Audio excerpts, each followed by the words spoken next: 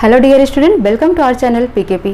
आज का टॉपिक होगा आपका एटम्स। एटम्स में हम देखेंगे मॉलिक्यूल्स के बारे में डिटेल में एंड केमिकल फार्मूला कैसे राइट किया जाता है वो देखेंगे। ठीक है, इससे पहले हमने देख लिया है एटम्स के बारे में, IUPAC नंबर्स के बारे में, कैसे इनका सिंबल रिप्रेजेंटेशन किया जाता है वो हमने देख लिया है। ठीक है, आज की क्लास होगी केमिकल फार्मूला एंड मॉलिक्यूल्स पर। तो स्टार्ट करते हैं आज की क्लास। एटम कैसा है? न्यूट्रल है। ठीक है, न्यूट्रल। अब देखो, इसको हमने टू पार्ट्स में डिवाइड कर दिया। एक होता है आपका आयन और दूसरा होगा मॉलिक्यूल्स। ठीक है, जो आयन होगा ये भी कैसा होगा? पॉजिटिव एंड नेगेटिव आयंस, तो कैटायन एंड एनायन। जो कैटायन होगा ये पॉजिटिव आयंस होते हैं, एनायन कैसे होते हैं? नेगेटिव आयंस होंगे। ठीक है, ये आप नोट कर लें। ठीक है, तो पॉजिटिव आयंस, नेगेटिव आयंस, आप कह सकते हैं पॉजिटिवली चार्ज होंगे ये और ये निगेटिवली चार्ज होंगे। क्लियर? मॉलिक्यूल्स कैसे होंगे आपके? न्यूट्रल होंगे। तो सबसे पहले हम मॉलिक्यूल्स के बारे में पढ़ते हैं, फिर हम आयंस के बारे में डिटेल में पढ़ेंगे। ठीक है, तो हेडिंग करते हैं मॉलिक्यूल्स की।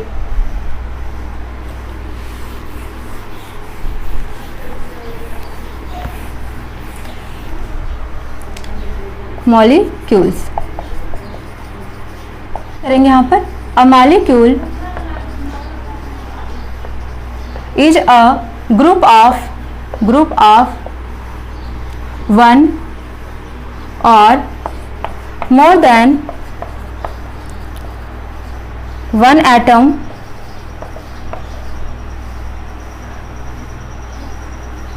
which are chemically bond with each other। ठीक है, second point, a molecule is the smaller particle of matter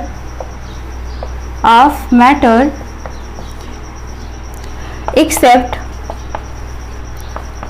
element which is capable of an independent existence, and so all the properties of substances, properties of that substances। ठीक है, for example, अगर हम यहाँ पर example ले लेते हैं, for example तो हाइड्रोजन एंड ऑक्सीजन की बात करते हैं वाटर में। Hydrogen and oxygen is the smallest particles of water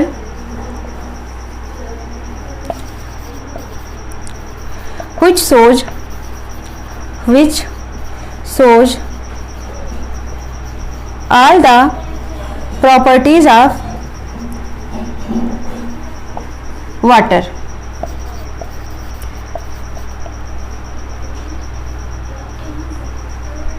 ठीक है, तो ये हमने क्या देखा यहाँ पर? मॉलिक्यूल्स, जो मॉलिक्यूल्स होते हैं वो क्या होते हैं? ग्रुप और मोर देन वन ग्रुप। ठीक है, molecules is a group of one or more than one atoms, means one or more than one atoms के ग्रुप होते हैं which are chemically bonded with each other, जो एक दूसरे से क्या होते हैं? केमिकली बॉन्ड होते हैं।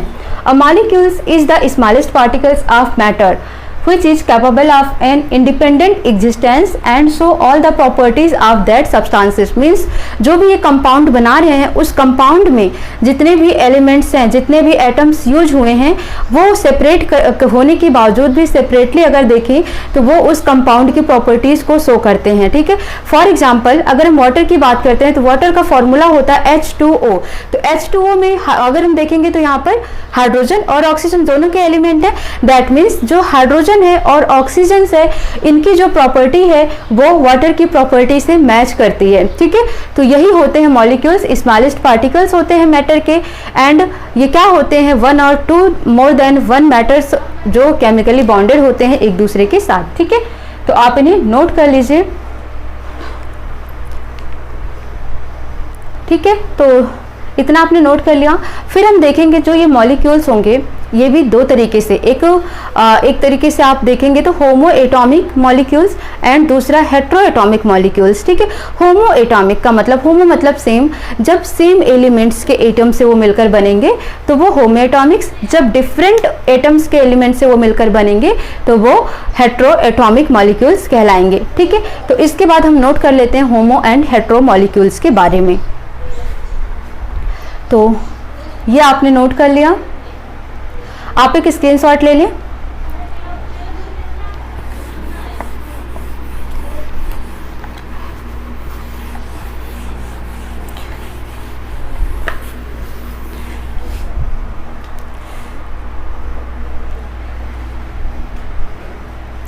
नेक्स्ट पॉइंट लिखिए, अ molecules may have atom of same or different elements depending upon this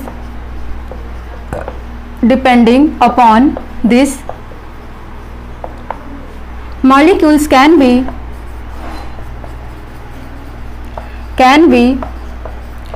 categorized into two category। सबसे पहला होमो एटॉमिक मॉलिक्यूल्स, ठीक है। सेकंड हो जाएगा हेट्रो एटॉमिक मॉलिक्यूल्स। होमो का मतलब मैंने आपको क्या बोला कि सेम एटम्स के एलिमेंट्स होंगे, तो आप यहां पर नोट करें, they are containing atoms of same element and they are containing atoms of different element. Clear हो गया। तो मॉलिक्यूल्स को टू पार्ट्स में कैटेगराइज किया जाता है। किस पे डिपेंडेंट होते हैं कि ये जो मॉलिक्यूल्स हैं वो सेम एलिमेंट्स के हैं या डिफरेंट एलिमेंट्स के हैं, इन पर डिपेंड होकर इनको टू पार्ट्स में होमो और हेट्रो मॉलिक्यूल्स में डिवाइड कर दिया जाता है, ठीक है। तो नोट कर लें, नेक्स्ट देखेंगे, ठीक है। तो नोट कर लिया आपने। अब अगर एग्जांपल समझना होमो एटॉमिक मॉलिक्यूल्स का मतलब क्या होता है, तो फॉर एग्जांपल अगर एग्जांपल नोट करना तो आप लिख सकते हैं, जैसे ऑक्सीजन क्या लिखते हैं आप, O2, नाइट्रोजन क्या लिखते हैं, N2, ozone O3, phosphate P4, sulphate sulphur acid, ठीक है। इस तरीके से अगर आप देखेंगे तो यहाँ पर एक ही एटम्स दिख रहा है ना आपको, ना कि हाइड्रोजन इसके साथ कंबाइंड है, ना कि अमोनिया NH से कंबाइंड है ना। तो यहाँ पर क्या है, ऑक्सीजन सेम एक है, nitrogen, oxygen, phosphate and sulphate. तो यहाँ पर आप देखेंगे कि केवल एक ही है।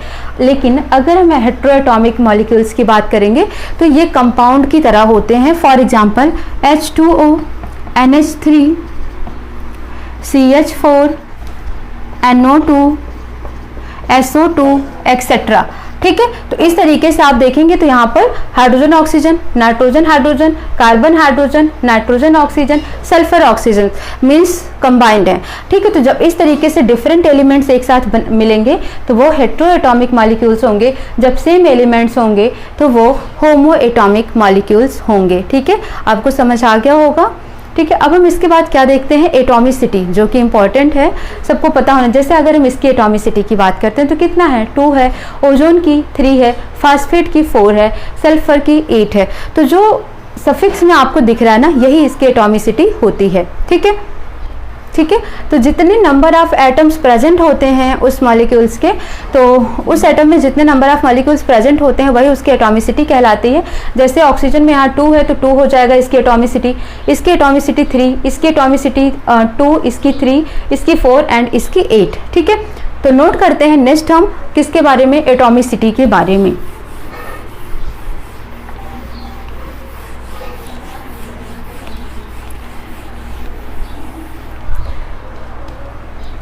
एटॉमिसिटी नोट कर ले डेफिनेशन इसकी। The number of atoms present in one molecules of an element is called as atomicity. Note कर लेते हैं यहाँ पर नेम, यहाँ पर फॉर्मूला, यहाँ पर एटॉमिसिटी।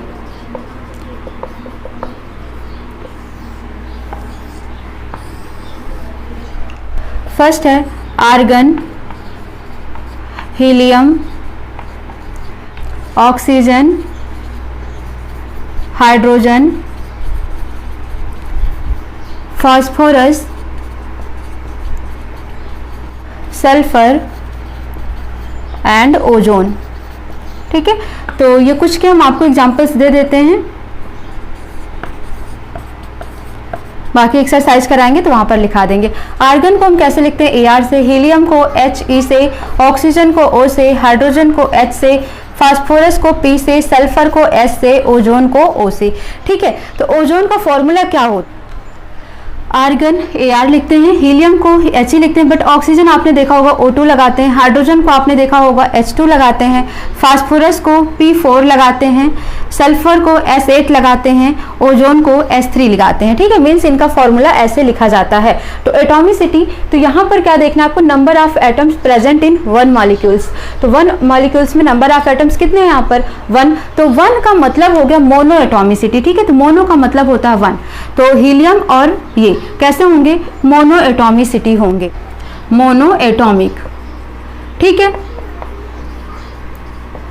ऐसे ही अगर हम बात करते हैं ऑक्सीजन की तो कैसे होंगे ये, diatomic, diatomic. Hydrogen में भी डाई एटॉमिक, क्योंकि इनमें 2 एटम्स प्रेजेंट हैं। फास्फर में क्या हो जाएगा, 4 एटम्स प्रेजेंट है, तो आप यहाँ क्या लिखेंगे, टेट्रा एटॉमिक। सल्फर में 4 है, सॉरी फास्फेट का हो गया, सल्फर का 8 है, तो पॉली लिखेंगे। ठीक है, पॉली एटॉमिक। एंड ओजोन में 3 है तो ट्राई एटॉमिक। इस तरीके से आप इनकी एटॉमिसिटी को नोट डाउन कर सकते हैं। ठीक है, एटॉमिसिटी का मतलब number of atoms present in one molecules is known as this their atomicity. तो यहाँ पर 1 एटम्स है, यहाँ 1 मोनो एटॉमिक, यहाँ 2 एटम्स हैं डाई एटॉमिक, यहाँ 4 है टेट्रा, यहाँ 8 है तो पॉली, 3 है तो ट्राई एटॉमिक। ठीक है, ट्राई एटॉमिक मतलब ट्राई एटॉमिसिटी। तो नोट कर लें आप इन्हें।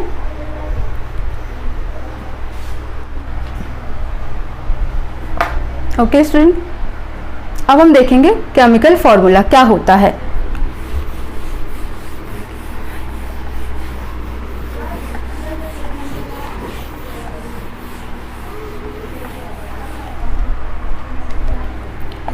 Chemical formula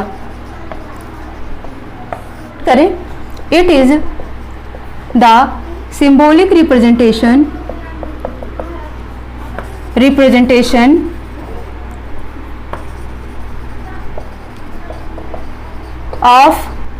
of the composition of a compound। ठीक है, सिंबॉलिक रिप्रेजेंटेशन किसी भी केमिकल कंपाउंड्स का क्या कहलाता है, केमिकल फॉर्मूला कहलाता है। ठीक है, कुछ इनकी कैरेक्टरिस्टिक भी है, वो भी देख लेते हैं। तो हम क्या देख लेते हैं, characteristic of the chemical formula. Chemical formula. तो कुछ कैरेक्टरिस्टिक होती हैं जो आप जाने रहेंगे तभी आप उसके केमिकल फॉर्मूला को डेवलप कर पाएंगे। ठीक है, तो नोट कर लेते हैं सबसे पहला पॉइंट, द बैलेंसेज और charges on ions must be balance. Clear? तो जो बैलेंसेज होते हैं या चार्जेस होते हैं किसी भी आयंस के, वो कैसे होने चाहिए? बैलेंस होने चाहिए। Second point, when a compound is formed, when a compound of metal and non-metal is formed, then symbol of metal come first। means इसका मतलब ये हुआ कि जैसे मेटल और नॉन मेटल को कंबाइन करके कोई भी कंपाउंड बनाया जा रहा है तो जो मेटल का सिंबल होता है वो पहले आना चाहिए। फॉर एग्जांपल NaCl, सोडियम क्या हो गया? मेटल हो गया। क्लोरीन क्या हो गया? Non metal. ठीक है, दूसरा एग्जांपल ले सकते हैं हम यहाँ पर, कैल्शियम ऑक्साइड, कॉपर ऑक्साइड। ठीक है, तो इस तरीके से मेटल को आप पहले लिखेंगे, नॉन मेटल को आप बाद में लिखेंगे केमिकल कंपाउंड्स में। थर्ड आपको क्या देखना है, when polyatomic ions are used, the ions are enclosed in bracket before writing the number to show the ratio। Example, calcium hydroxide. ठीक है, तो यहाँ पर कैल्शियम पहले लिखा और आयंस को रिप्रेजेंट करने के लिए हमने क्या लिखा? यहाँ पर ब्रैकेट लगा दिया, तब हमने यहाँ पर 2 लगाया है। ठीक है, सेम ऐसे ही अमोनियम सल्फेट का। ठीक है, तो इस तरीके से ब्रैकेट को लगाना है। अगर हम कोई भी पॉलीएटॉमिक आयंस यूज कर रहे हैं तो आयंस को इनक्लोज करने के लिए ब्रैकेट्स का यूज करना पड़ेगा। ठीक है, तो इस तरीके से केमिकल फॉर्मूला के कुल 3 प्रॉपर्टीज है, या एक तरीके से कह सकते हैं 3 कैरेक्टरिस्टिक हैं केमिकल फॉर्मूलेज के। फर्स्ट ये है कि बैलेंसेज जो भी हैं आयंस के वो मस्ट भी बैलेंस्ड होने चाहिए। सेकेंड ये कह रहा है कि जो कंपाउंड्स फॉर्म होते हैं मेटल और नॉन मेटल के, तो सबसे पहले आप मेटल लिखेंगे देन नॉन मेटल लिखेंगे।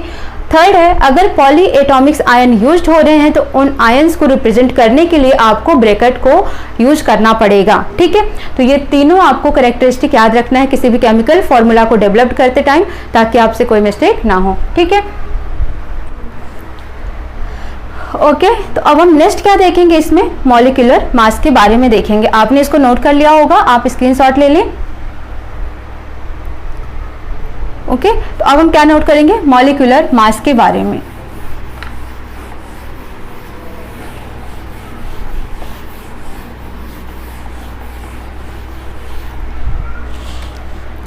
Molecular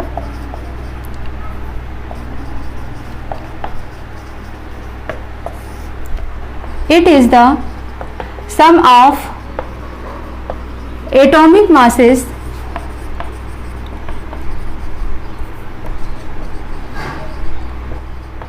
of all atoms in a molecules of that substances. Example, molecular mass of water यानी कि H2O, तो इसका मॉलिक्यूलर मास आपको बताना है। तो हाइड्रोजन के कितने एलिमेंट्स दिख रहे हैं, 2, तो आप लिखेंगे 2 into atomic mass of hydrogen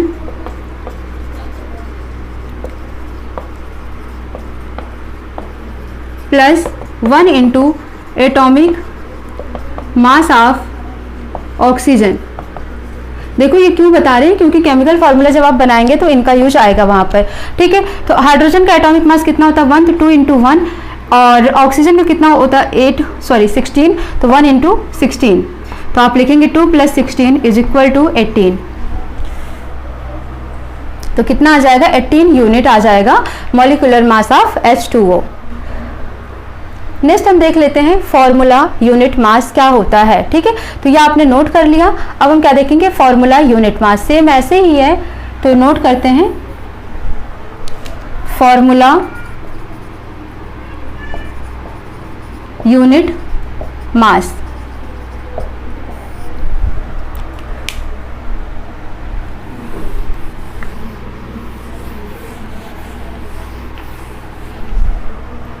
It is the sum of atomic mass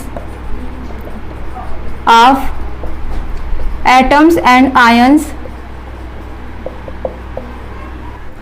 present in formula for a compound। ठीक है, किसी भी कंपाउंड के किसी भी कंपाउंड के फॉर्मूले में जितने भी एटम्स या आयंस हैं उनके एटॉमिक मास के सम को ही फॉर्मूला यूनिट मास बोला जाता है। एग्जाम्पल के थ्रू आप इसको बेटर समझ पाएंगे, तो एक एग्जाम्पल करके दिखा देती हूँ।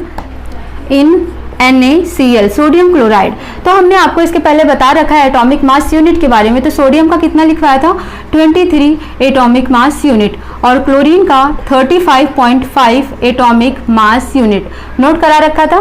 तो जब आपको कंबाइनली पूछ रहा है कंपाउंड का, कंपाउंड हो गया आपका NaCl, formula unit mass is equal to हो जाएगा 1 इंटू Na का कितना है, एक ही है, तो 1 प्लस 1 इंटू 35.5, तो ऐड कर देंगे 23 plus 35.5 is equal to 58.5 atomic mass unit, या आप सीधे यूनिट लिख सकते हैं। ठीक है, तो यही होता है आपका फॉर्मूला यूनिट मास। ठीक है, जो जितने भी एटम्स से आयंस यूज्ड हो रहे हैं उस कंपाउंड में, तो आप उनके सेपरेटली एटॉमिक मास यूनिट लिखें और उनको प्लस कर दें, तो इस तरीके से फॉर्मूला यूनिट मास मिल जाता है। ठीक है, अब बचता है आपका केमिकल फार्मूला कैसे लिखना है, वो हम देख लेंगे नेक्स्ट क्लास में, किस तरीके से केमिकल फार्मूला को लिखने के 5 स्टेप हैं।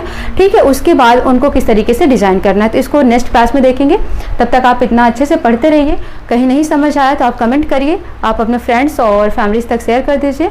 मिलते हैं नेक्स्ट क्लास में। Thank you so much.